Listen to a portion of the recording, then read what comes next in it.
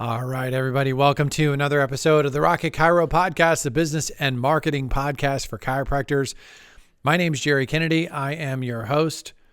We're going to talk today about the pros and cons of being an introvert. I may do a podcast about the pros and cons of being an extrovert on my next episode. I haven't decided whether I'm going to do that or not because I have a lot more experience with being an introvert, considering I'm an introvert.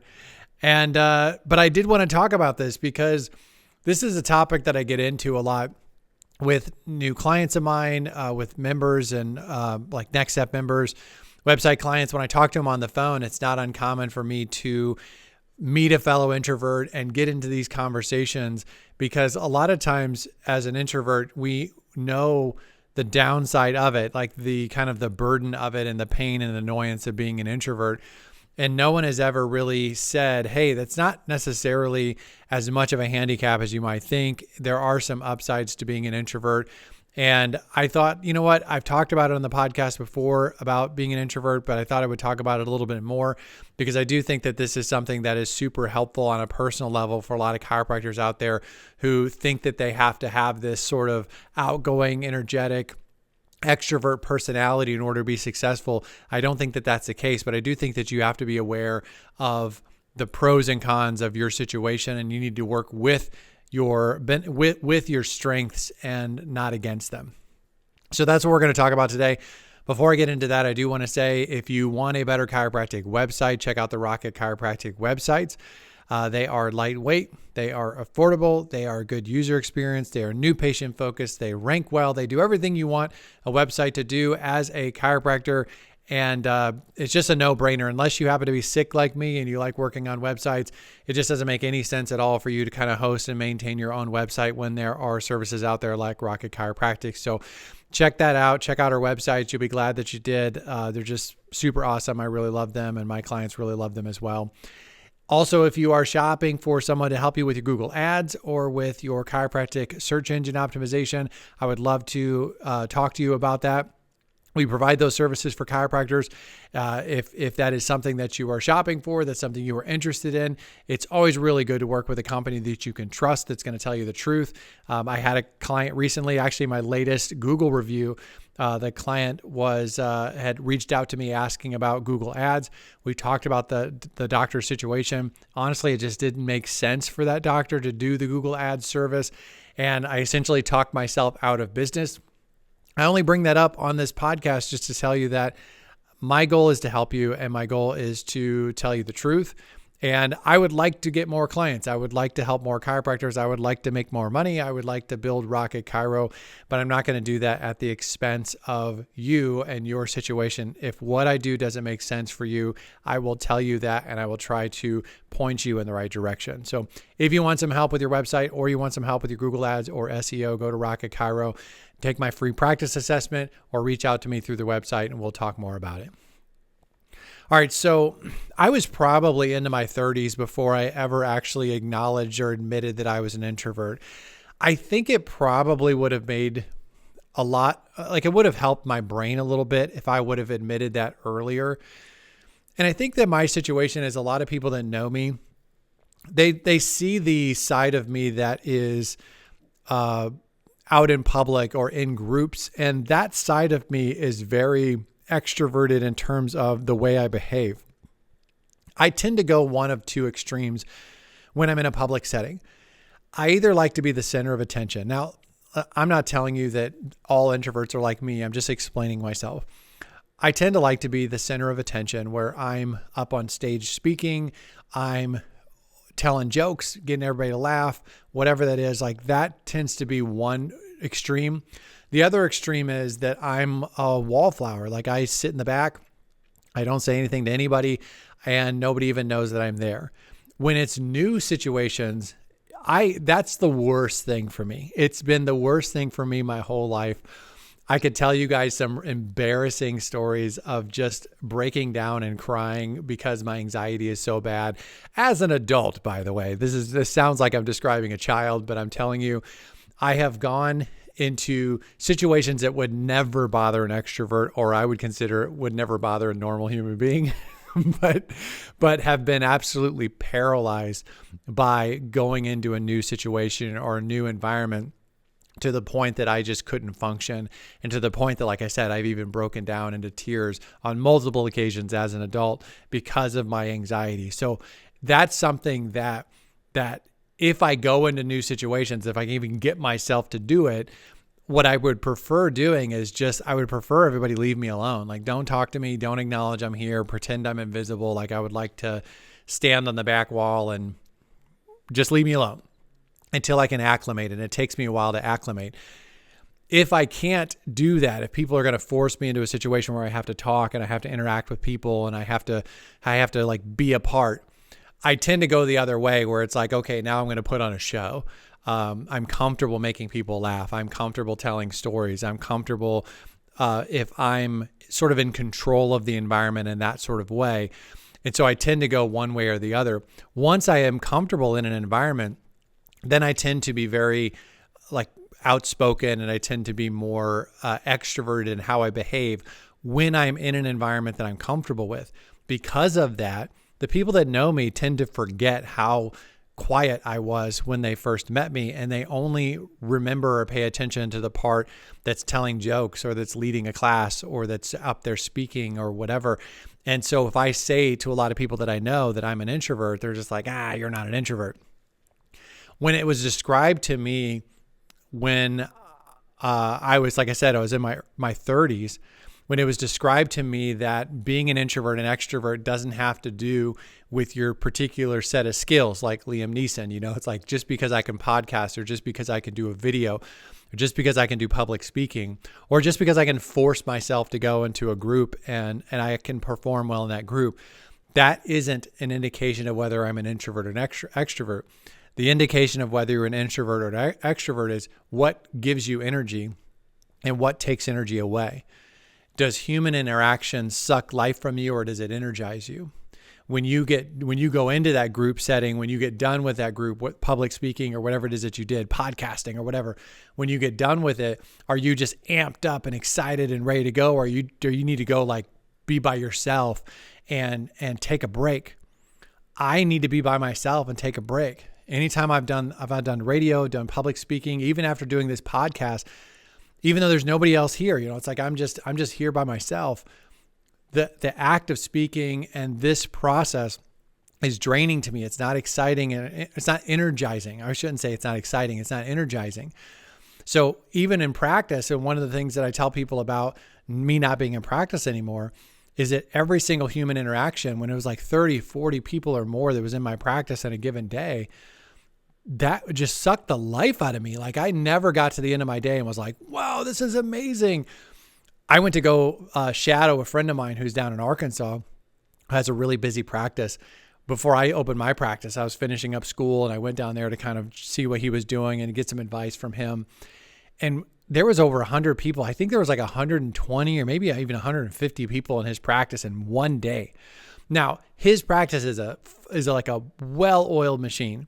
And the way that he has a very simple approach to the way he does practice. He can get a lot of people in and out. Nobody felt rushed or not listened to or anything like that. He has a really great practice. And at the end of the day, I would have never told you that that's how many people that we saw until I looked at the schedule, looked at the book, looked at everything. I was like, wow, we saw a lot of people today. But at the end of the day, he was just like, let's go. Like, let's freaking go. Like, he was so amped up. There's no way in the world that would ever happen to me. Like, if I was in a situation where I never saw 100 people in a day, but if I did, I'm sure that I would pretty much want to like go take a week off and not talk to anybody for that whole time, because it's exhausting to me. So that is what it's like being an introvert, is that new things and human interactions and your introvertism might affect you differently than how mine affects me. But it is something that is a little bit difficult and a little bit troubling when you're in a situation where, as a chiropractor, if you own your own practice, and even if you don't own your own practice, you are in the people business. You're talking to people, you're putting your hands on people, you're interacting with people all day. And so your experience as a chiropractor you're not in a job where, if you're an introvert, if you're a really bad introvert as a chiropractor, like that's where DAC bars come from, right? It's like you go spend your whole life in the radiology department, and for me, like, honestly, it don't sound so bad. I listen to that and I go, hey, maybe I should have considered that.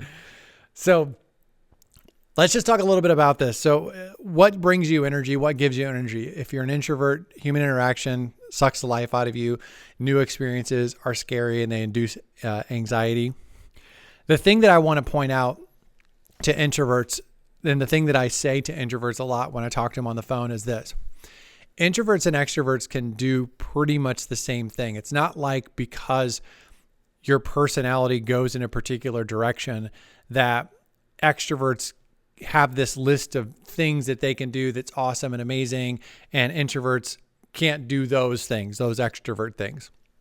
And the same thing is true for introverts. It's not like when we talk about the pros of being an introvert or some of the ways that we can kind of spin this to be a benefit, like this boat anchor of a thing, this introvert personality, can it be a good thing?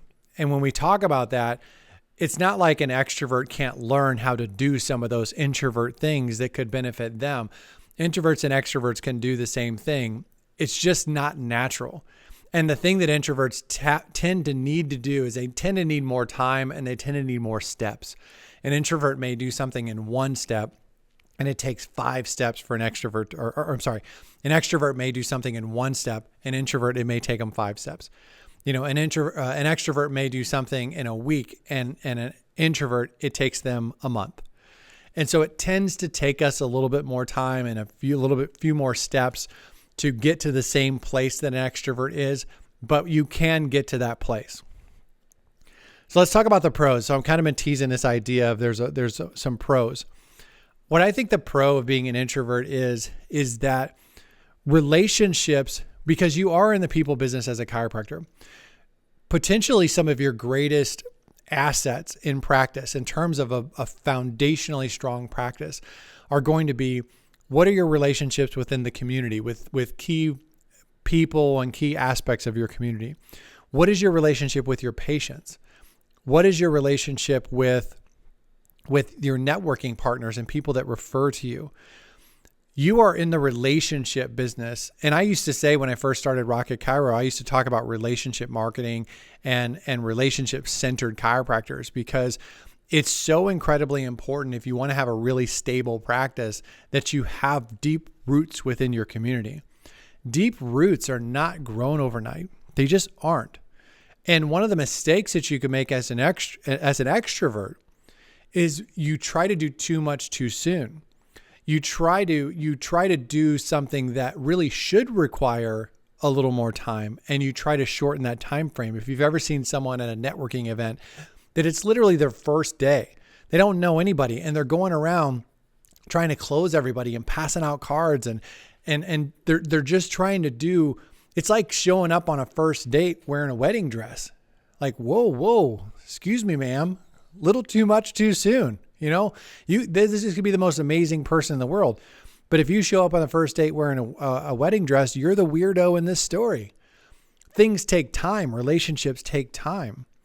And so the benefit of being an introvert is that you naturally will give relationships time. So when you go into a networking situation, you can allow those relationships to develop and allow some depth of relationship to be there. Same thing with your patients. You'll find that introvert chiropractors tend to have, in many cases, when you see a chiropractor that has an incredibly deep relationship with their community, their networking partners, and their patients, a lot of them are introverts. And it's because they've put that time and they're not being pushy. They're not being over the top. They're not being too much. They're allowing those relationships to grow. They're allowing those roots to go down. And so relationships with human beings take time. And the fact that you naturally take time as an introvert plays into your strength. So you're not going to ruin opportunities and ruin relationships because you did too much too soon. Same thing is true for marketing. and I forget what the actual number is. I probably should have Googled it before I got on here, but there's like a certain number of positive experiences that people tend to have or need with a company before they trust that company, before they buy. I think it's like 7 or 8. It's somewhere in that range, could be more. But people don't tend to show up hot and ready. The very first time they hear about your chiropractic practice is probably not going to be when they schedule their first appointment. Now, there's some exceptions to that. If somebody just hurt themselves and are going on Google and they're looking for a chiropractor, they may have no attachment to you whatsoever. And your website showed up, everything looks good. It was straightforward. Let's do it. It could be that you got them when they were hot and ready. But most people don't buy like that. Most people, they go through this process of building trust, and you build trust with reviews, and you build trust with word of mouth, and you build trust with branding and reputation, and you build trust with even advertising. When someone sees your advertising over and over and over again, that can build trust if it gives the positive kind of vibes that person needs or wants. So that marketing process takes time. And if you try to do too much too soon, even from a marketing standpoint, and you think that everybody, instead of looking at your marketing as a process, you look at it as like a one, like an on-off switch, get them yes or no, you could end up having a really ineffective and inefficient marketing process because it's not a process at all. You're just trying to hit everybody over the head with it and getting upset when people aren't hot and ready. So the marketing process, because it's a multi-step process, it takes time. That also falls in line with introvert, like the introvert personality versus the extrovert. Now, what is the con of being an introvert? The downside of being an introvert is because we tend to not do because we're scared or anxious. We tend to stop short, where that multi-step process that builds relationships, like we stop short of going all the way to the point where that we've have a call to action, or we've done, we tend to expect people to get it because we don't want to upset them. We don't want to offend them. We don't want to ask for that referral. We don't want to ask for that review because we don't want to bother people. We don't want to send them a text because we don't want them to be annoyed. We don't want to send out an email because we don't want them to not like the email or whatever. That's the thing that introverts tend to do. And when you do that, you're not allowing the relationship, you're getting in the way of that relationship developing. It's sort of like, if we go back to like the dating analogy, if somebody shows up on the first date with a wedding dress, that's too much too soon. But if it's like 7-8 years later and it's like the only thing you've ever done is hold the person's hand, brother, let's progress this a little bit. You know what I mean? Like you're taking too long. You're farting around. You're dinking around. If you're just hoping something's going to happen, but you're not taking the steps to progress that relationship. So you don't want to do that from your marketing funnel. If we want to use those kind of marketing terms, there needs to be a process. It's like your website. Like you don't want the website to be obnoxious, and you don't want it to be like closing people or making promises or being salesy or whatever, but it should be taking someone through the process of going from non-patient to patient. And it should be a smooth process, straightforward, user-friendly. That should be the whole objective of the website. And if it's not doing that, if you just I put up a website because Jerry said on his podcast that I need to have a website. And if you put up a website and you just think people are going to get it, and you're not walking them through that relationship or that marketing process in a proper way or in a way that makes sense, that's where you're letting your introvert nature get in the way. And that's what we tend to do. We tend to stop short of the process. Like if it's a 10-step process and you only do 5, that's a problem.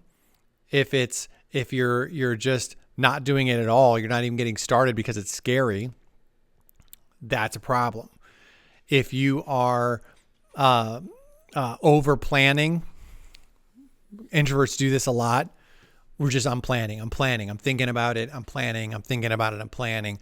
I'll talk to people that it's been months.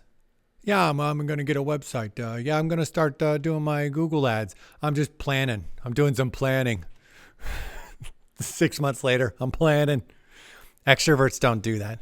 Extroverts are more likely to instead of ready, aim, fire, it's like fire, aim, ready, or whatever it is. It's like shoot first, ask questions later.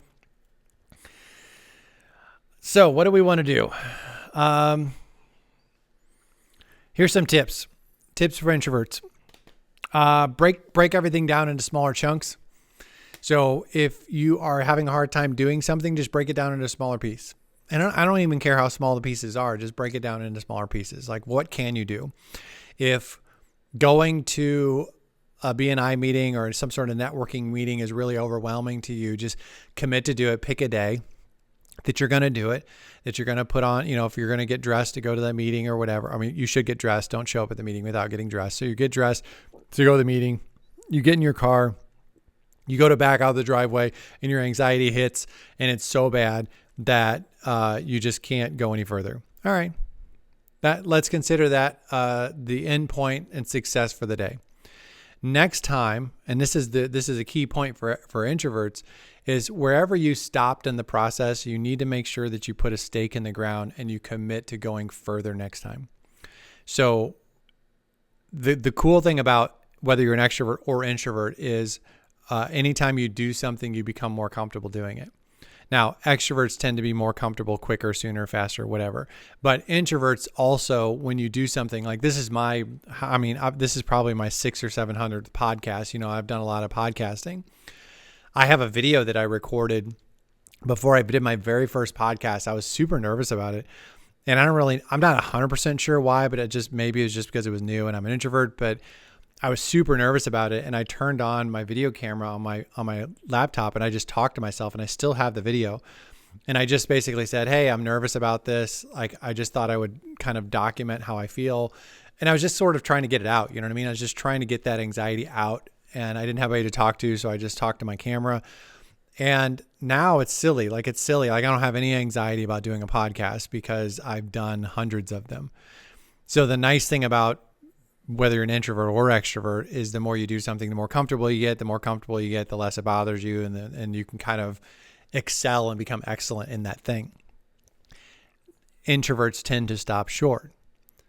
We just keep stopping at that same point because we're getting uncomfortable. So what you have to do is you have to put a stake in the ground. So it's like, okay, if I'm going to go back to that BNI meeting, I got in my car, I backed out of the driveway, and then I had anxiety driving to the meeting. Okay.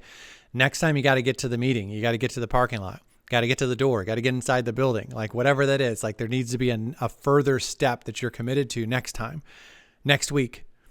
It's like, and then the next week, maybe you get in there but you don't say anything to anybody, or maybe you walk in the door and you freak out and you turn around and you have to leave after 5 minutes. All right. But next time you got to stay for 15 minutes or you got to stay for 30 minutes. Like, you got to force yourself to go further than what you did last time until you work yourself through that process. Like, you have to do that.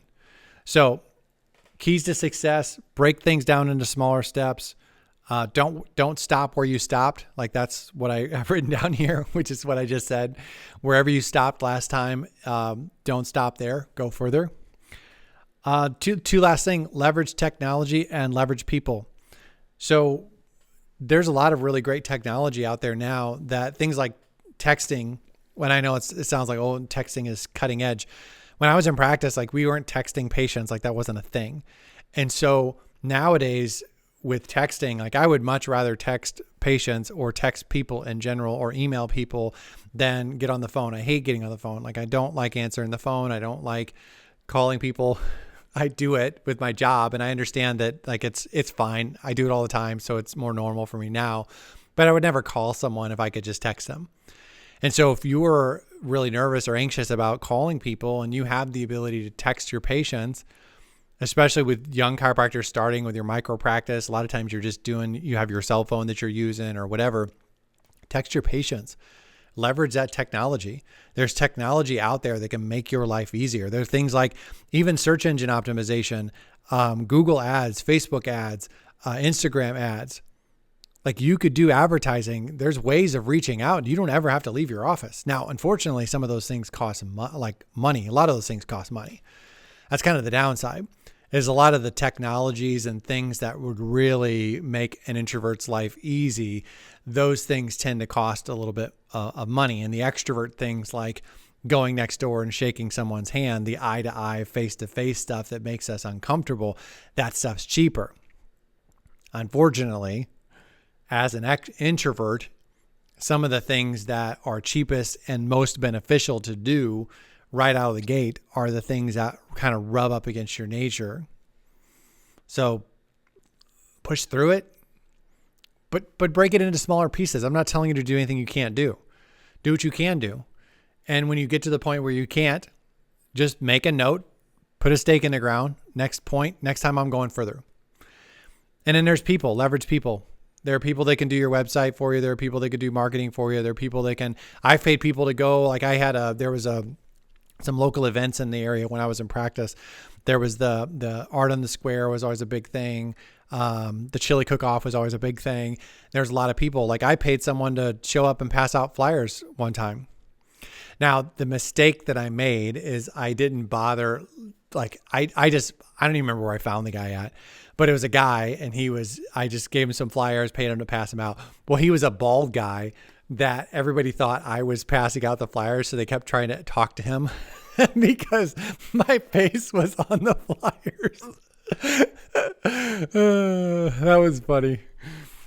I shouldn't have done that. I should have hired someone to do it that didn't look a lot like me. Because then everybody wondered why I didn't talk to him. So, oh well, that might not have been the smartest thing I've ever done. But the point is still valid, which is there are people. Now, obviously, there are some things that you can't pay someone to do, but even networking, I don't think I ever would have done networking as much as I did when I was in practice if it wasn't for my ex-wife.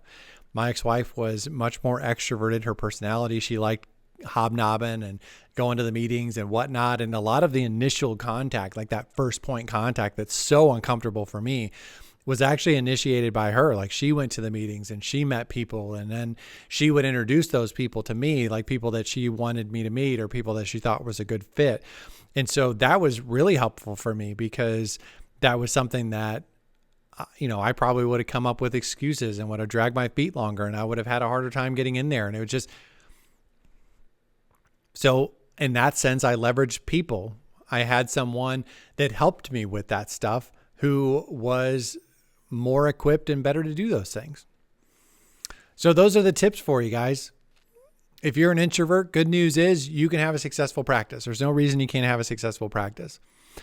It's probably going to be more uncomfortable for you than it is for an extrovert. I don't know. I'm not an extrovert. Never been an extrovert, so I don't know. But I'm assuming based on how much I've talked to chiropractors and their experiences, et cetera, is that being an introvert and starting a practice is much more anxiety inducing and frustrating and scary for an introvert than it is an extrovert. But I'll tell you what, it ain't no picnic for an extrovert either. I talk to people all the time that are starting their practices, and I always tell them, you know why you're scared? You're scared because it's scary. Starting a new practice is scary. It doesn't matter what your personality trait is.